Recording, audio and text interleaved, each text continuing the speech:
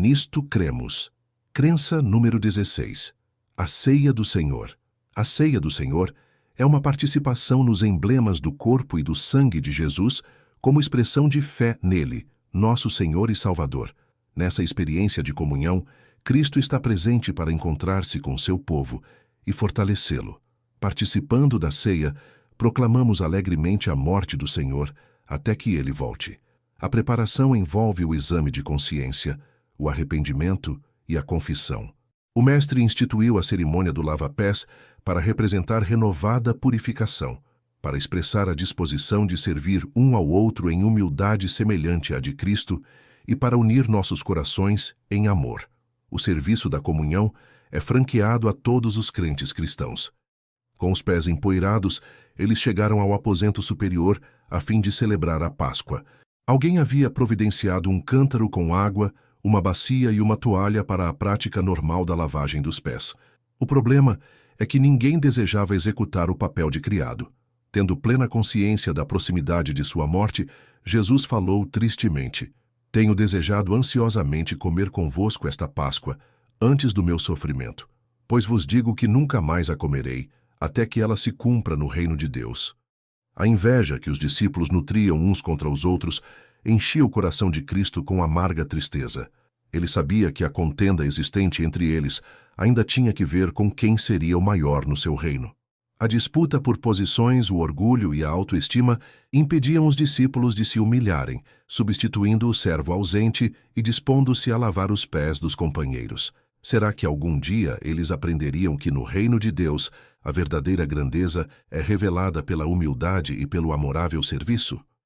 Durante a ceia, Jesus se ergueu calmamente, tomou a toalha que cabia ao servo, despejou água na bacia, ajoelhou-se e começou a lavar os pés dos discípulos, o mestre como servo. Compreendendo a muda repreensão, os discípulos se encheram de vergonha. Depois de haver completado seu trabalho, ele retornou a seu lugar e disse: Se eu, sendo o Senhor e o Mestre, vos lavei os pés, também vós deveis lavar os pés uns dos outros, porque eu vos dei o exemplo, para que, como eu vos fiz, façais vós também. Em verdade vos digo que o servo não é maior do que seu senhor, nem o enviado, maior do que aquele que o enviou. Ora, se sabeis estas coisas, bem-aventurados sois se as praticardes. Naquele momento, Jesus instituiu, em lugar da Páscoa, o serviço que seria o memorial do seu grande sacrifício, a ceia do Senhor. Tomando nas mãos o pão sem fermento, ele o abençoou, o partiu e o deu aos discípulos, dizendo: Tomai, comei, isto é o meu corpo, que é dado por vós. Fazei isto em memória de mim. Então tomou ele o copo de bênção e, tendo dado graças, o deu aos discípulos, dizendo: Bebei dele todos, porque isto é o meu sangue, o sangue da nova aliança, derramado em favor de muitos, para a remissão de pecados. Fazei isto todas as vezes que o beberdes em memória de mim. Porque todas as vezes que comerdes este pão e beberdes o cálice, anunciais a morte do Senhor, até que ele venha. As ordenanças do lava-pés e da ceia do Senhor constituem o serviço da comunhão. Portanto, Cristo instituiu essas duas ordenanças para nos assistir ao entrarmos em comunhão com ele. A ordenança do lava-pés. O costume requeria que, por ocasião da celebração da Páscoa, as famílias judaicas removessem de casa todo o fermento e todo o pecado antes do primeiro dia da semana dos pães asmos. Da mesma forma devem os crentes confessar todos os seus pecados e deles se arrepender, incluindo o orgulho, rivalidade, inveja, espírito de ressentimento e egoísmo, antes que possam experimentar o espírito correto que os conduzirá à comunhão com Cristo em seu mais profundo nível. Foi com essa finalidade que Jesus instituiu a ordenança do lava-pés. Ele não apenas deixou o exemplo, como também insistiu em que deveríamos segui-lo, prometendo-nos uma bênção se o fizermos. Ora, se sabeis estas coisas, bem-aventurados sois se as praticardes. Essa ordenança, que precede a ceia do Senhor, cumpre a injunção de que todos devem examinar a si próprios, de modo a poderem participar dignamente dos serviços. O significado da ordenança. Esta ordenança revela algo tanto no que diz respeito à missão de Cristo, quanto à experiência dos participantes. Memorial da condescendência de Cristo. A cerimônia do lava-pés é um memorial da humilhação experimentada por Cristo em sua encarnação e vida de serviço. Embora ele tivesse toda a glória celestial junto ao Pai, a si mesmo se esvaziou, assumindo a forma de servo, tornando-se em semelhança de homens. Foi muito humilhante para o Filho de Deus oferecer-se de modo tão altruísta e tão amoroso, tão somente para ser rejeitado pela maioria daqueles que viera salvar. Ao longo de todo o ministério terrestre de Cristo, Satanás determinara-se a lhe causar aflições no mais elevado grau. Quão tremenda mortificação deve ter lhe causado, a ele, o inocente, o fato de ser crucificado como um criminoso. A vida de Cristo sempre se caracterizou por serviço altruísta. Ele não veio para ser servido, mas para servir. Por meio do ato do lava-pés, ele mostrou que estava disposto a desempenhar qualquer serviço, não importava quão humilde fosse, desde que pudesse salvar as pessoas. Foi dessa forma que ele imprimiu sua vida de trabalho e bondade na mente de seus seguidores. Ao transformar essa cerimônia preparatória em uma ordenança, era a intenção de Cristo conduzir os crentes a um estado de ternura e amor, de forma que se dispusessem a servir os outros. Essa ordenança estimula os que refletem quanto ao seu significado, no sentido de tratarem os outros com humildade e sensibilidade. Ao seguirmos a Cristo na prática do lava-pés, professamos o seu espírito. Sede servos uns dos outros, pelo amor. Embora a participação nesse serviço seja humilhante, de modo algum é degradante. Quem não se sentiria privilegiado em poder se ajoelhar diante de Cristo e lavar os próprios pés que foram pregados na cruz? Jesus afirmou: sempre que o fizestes a um destes meus pequeninos irmãos, a mim o fizestes. Símbolo de uma purificação mais ampla. A lavagem dos pés operava mais que a limpeza dos pés.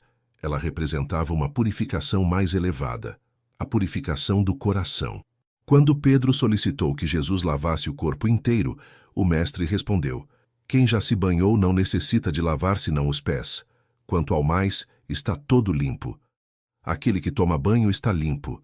Contudo, as sandálias abertas expõem os pés, e estes em breve se sujam, necessitando ser lavados outra vez. Assim ocorria com os discípulos. Seus pecados haviam sido lavados pelo batismo, mas a tentação os levara a acariciar o orgulho, a inveja e o mal no coração. Eles não se achavam preparados para desfrutar de íntima comunhão com seu Senhor, nem para aceitar o novo concerto que estava a ponto de ser celebrado. Por meio da lavagem dos pés, desejava Cristo prepará-los para poderem participar da ceia do Senhor. Com exceção de Judas, o traidor, o coração de cada um foi purificado do egoísmo e orgulho por meio da graça de Cristo, de modo que se uniram em amor uns aos outros. Face ao humilde ato de Jesus, eles se humilharam e puderam receber as lições espirituais que o Mestre lhes desejava transmitir. À semelhança dos discípulos, quando aceitamos a Cristo e fomos batizados, seu sangue nos purificou. Contudo, enquanto andamos na vida cristã, experimentamos fracassos. Nossos pés se tornam sujos. Necessitamos vir novamente a Cristo, permitindo-lhe lavar-nos de toda impureza mediante sua graça. Contudo, não necessitamos ser batizados novamente, pois quem já se banhou não necessita de lavar senão os pés. O lava-pés, como ordenança, nos faz lembrar da necessidade de purificação regular e de que somos totalmente dependentes do sangue de Cristo. A lavagem dos pés, por si mesma, não nos pode purificar do pecado. Somente Cristo é capaz de fazê-lo. Uma lição de perdão. A atitude perdoadora entre os participantes indica que a purificação simbolizada pela ordenança se tornou efetiva. Somente quando perdoamos é que podemos experimentar o perdão divino. Porque, se perdoardes aos homens as suas ofensas, também vosso Pai Celeste vos perdoará. Se, porém, não perdoardes aos homens as suas ofensas, tampouco vosso Pai vos perdoará as vossas ofensas. Jesus instruiu: deveis lavar-vos os pés uns dos outros. Devemos estar dispostos tanto a lavar os pés dos outros, quanto a ter nossos pés lavados por eles. No último caso, admitiremos nossa necessidade de auxílio espiritual. Quando a cerimônia termina, A fé nos assegura que estamos purificados, uma vez que nossos pecados foram removidos. Por quem? Por Cristo. Mas são os nossos companheiros de jornada que nos administram os símbolos do ministério de Cristo, de tal modo que passamos a participar de uma irmandade caracterizada pelo perdão. Companheirismo com Cristo e com os crentes. O serviço do lava-pés demonstrou o amor de Cristo por seus seguidores até ao fim. Quando Pedro inicialmente se recusou a ter os pés lavados por Jesus, Cristo respondeu: "Se eu não te lavar, não tens parte comigo." Não haveria purificação nem companheirismo. Aqueles que desejam desfrutar de contínuo companheirismo com Cristo devem participar da ordenança. Naquela mesma tarde, Jesus disse: "Novo mandamento vos dou, que vos ameis uns aos outros, assim como eu vos amei, que também vos ameis uns aos outros." A mensagem contida nessa cerimônia é clara. Através do amor, servi uns aos outros. Possuir essa espécie de amor significa que concederemos o lugar mais elevado aos nossos vizinhos, pois apreciaremos mais aos outros do que a nós mesmos. Ela nos ordena que amemos aqueles que diferem de nós. Ela nos habilita a não possuirmos sentimentos de supremacia ou parcialidade. Nosso estilo de vida refletirá o amor que nutrimos pelos companheiros de fé e jornada. Ajoelhando-nos diante deles, regozijamo-nos com o fato de que haveremos de viver com eles por toda a eternidade. Todos aqueles que seguem o exemplo de Cristo e participam dessa ordenança, de algum modo experimentarão o que significa amar como Cristo amou, e tal amor pode representar um poderoso testemunho. Um monge budista pediu certa vez a um missionário que sugerisse uma cena capaz de representar o cristianismo. Alguns artistas deveriam decorar os muros do mosteiro com quadros e relevos que representariam as grandes religiões do mundo. Depois de refletir um pouco, o missionário começou a relatar a história de João 13. "O monge nada falou enquanto eu lia", mencionou depois o missionário, "mas senti uma estranha e solene quietude e poder enquanto lia a passagem que descreve o ato de Jesus lavar os pés de seus discípulos. Naquela cultura, discutir em público qualquer coisa que tenha a ver com os pés é considerado falta de etiqueta. Quando concluí a leitura, houve um momento de silêncio. Ele me olhou com ar de incredulidade e disse: "Você está querendo dizer que o fundador de sua religião lavou os pés de seus alunos?" "Sim", respondi. A face redonda, usualmente plácida, com sobrancelhas e cabeça rapadas, enrugou-se com surpresa e espanto.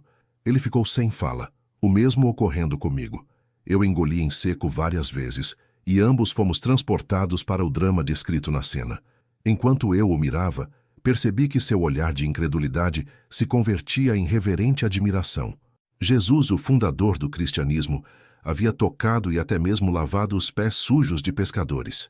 Depois de alguns momentos, ele reassumiu o controle de si próprio e levantou-se. Agora posso perceber a essência do cristianismo. A celebração da Ceia do Senhor. Entre os protestantes, o nome comum para designar o serviço da comunhão é Ceia do Senhor. Outros nomes são a Mesa do Senhor, o Partir do Pão e Eucaristia, uma referência aos aspectos de ações de graça e bênção presentes no serviço. A Ceia do Senhor deve representar uma ocasião festiva, não um período de tristeza. A cerimônia precedente do lava-pés já propiciou a oportunidade para autoexame, confissão de pecados, reconciliação de diferenças e perdão. Tendo recebido a certeza de haverem sido purificados pelo sangue do Salvador, os crentes acham-se prontos para ingressar em comunhão especial com o seu Senhor. Dirigem-se à sua mesa com alegria, postando-se sob a luz e não sob as sombras da cruz, prontos para comemorar a vitória redentiva de Cristo. O significado da Ceia do Senhor. A Ceia do Senhor ocupou o lugar da Páscoa praticada no Antigo Testamento. A Páscoa encontrou seu cumprimento quando Cristo, o Cordeiro Pascal, ofereceu sua vida. Antes de sua morte, foi o próprio Cristo quem efetuou a substituição, que significava o grande festival do Israel espiritual sob o novo concerto. Portanto, as raízes de grande parte do simbolismo da Ceia do Senhor se estendem para o passado, para a comemoração dos serviços da Páscoa, comemoração da libertação do pecado, assim como o Festival da Páscoa comemorava a libertação de Israel da escravidão egípcia. A ceia do Senhor comemora a libertação do Egito espiritual, a escravidão do pecado.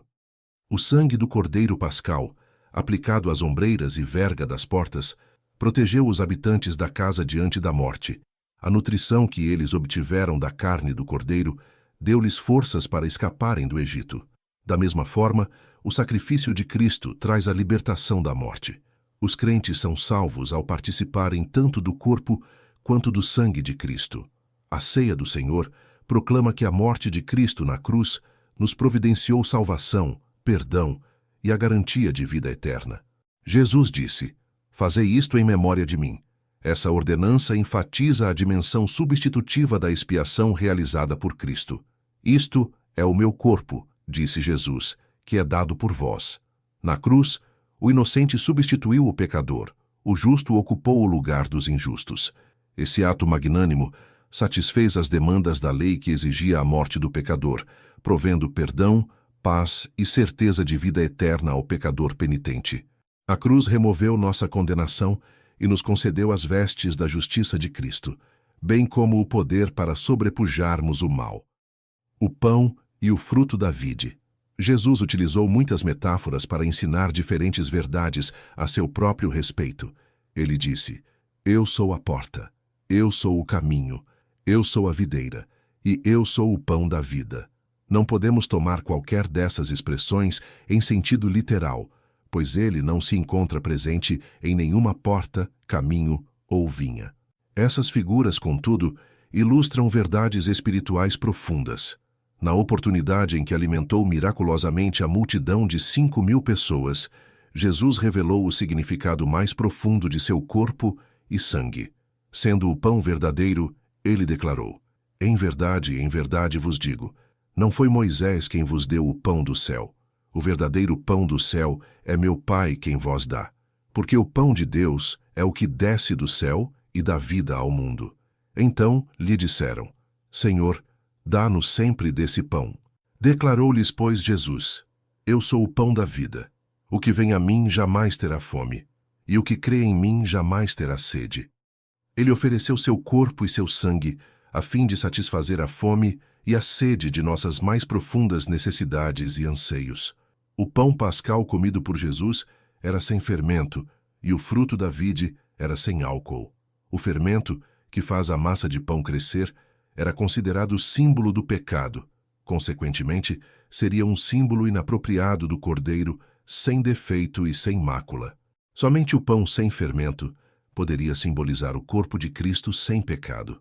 Da mesma forma, somente o puro suco de uva, fruto não fermentado da vide, poderia simbolizar apropriadamente a imaculada perfeição do purificador sangue de Cristo, o comer e o beber. Se não comerdes a carne do Filho do Homem e não beberdes o seu sangue, não tendes vida em vós mesmos. Quem comer a minha carne e beber o meu sangue tem a vida eterna, e eu o ressuscitarei no último dia. Comer a carne de Cristo e beber o seu sangue é uma linguagem simbólica aplicável à assimilação da palavra de Deus, por meio da qual os crentes mantêm comunhão com o céu e se habilitam a desenvolver uma vida espiritual. Ele afirmou: "As palavras que eu vos tenho dito são espírito e são vida. Não só de pão viverá o homem, mas de toda a palavra que procede da boca de Deus." Os crentes se alimentam de Cristo, o pão da vida, ao participarem da palavra da vida, a Bíblia. Com esta palavra vem o poder vivificador de Cristo. Nos serviços da comunhão, também participamos de Cristo ao assimilarmos sua palavra por intermédio do Espírito Santo. Por isso, a pregação da palavra acompanha cada cerimônia da ceia do Senhor. Uma vez que nos apropriamos do sacrifício expiatório de Cristo pela fé, a ceia do Senhor representa muito mais que uma simples ceia memorativa.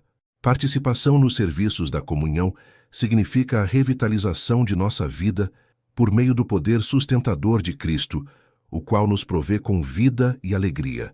Em resumo, o simbolismo mostra que somos tão dependentes de Cristo no tocante à vida espiritual, quanto dependemos do alimento e da bebida no tocante à vida física. Durante os serviços da comunhão, nós abençoamos o cálice.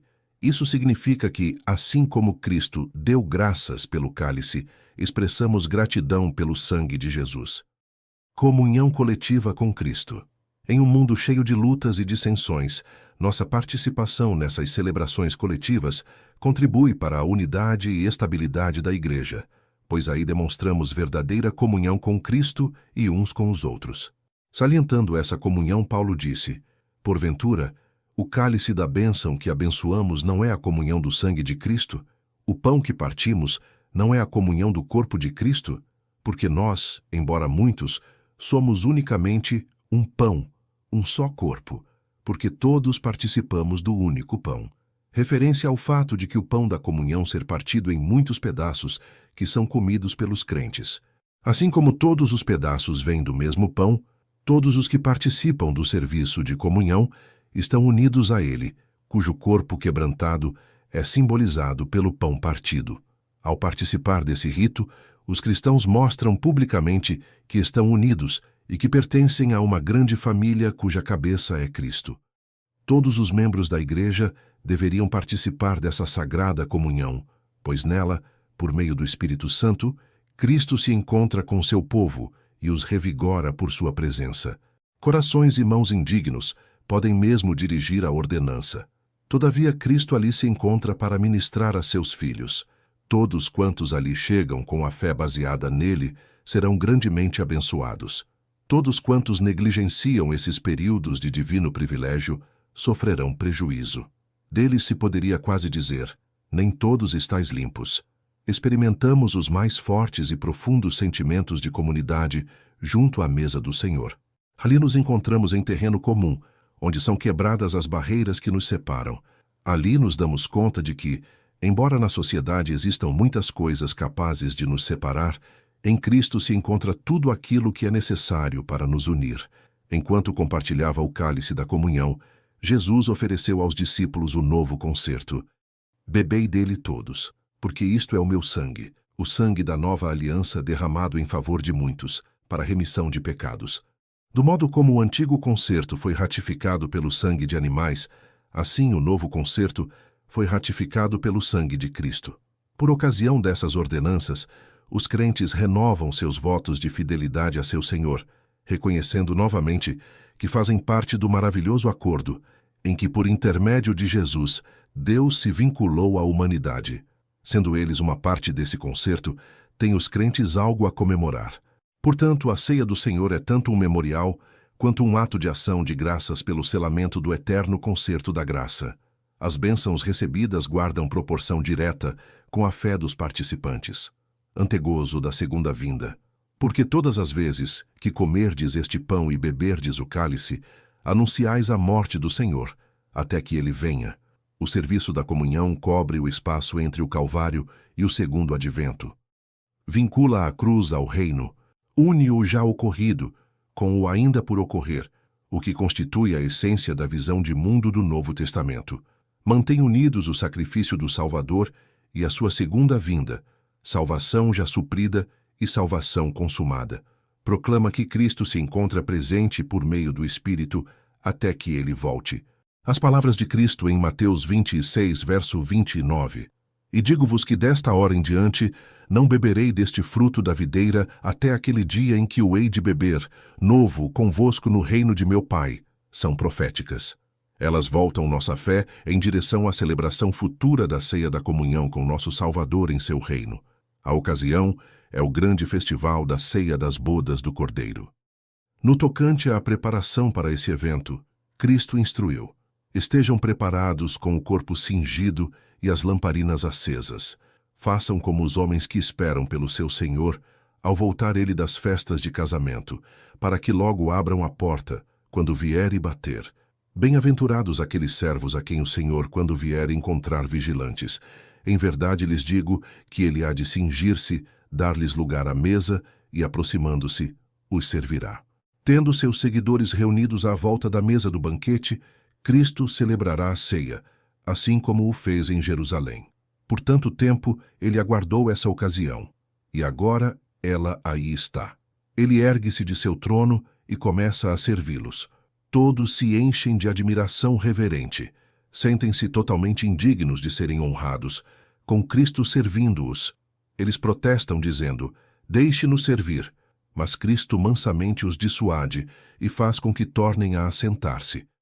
Em nenhuma outra ocasião foi Cristo maior na terra do que durante a memorável ocasião da ceia do Senhor, quando assumiu o lugar de humilde servo. Jamais será Cristo maior no céu do que quando ministrar a ceia a seus santos. Esse é o evento supremo ao qual nos aponta a ceia do Senhor, o gozo da futura glória que viveremos por meio de companheirismo pessoal com Cristo em seu reino eterno. Qualificações para a participação. Duas grandes ordenanças beneficiam a fé cristã: batismo e ceia do Senhor. O primeiro é a porta de entrada para a igreja, ao passo que a última favorece aqueles que são membros. Jesus administrou a comunhão apenas a seus professos seguidores. Os serviços da comunhão pertencem, portanto, aos crentes cristãos. Crianças normalmente não participam dessas ordenanças, a menos que sejam batizadas. A Bíblia instrui os crentes a que participem desses serviços possuídos de profunda reverência para com o Senhor, pois aquele que comer o pão ou beber o cálice do Senhor indignamente será réu do corpo e do sangue do Senhor.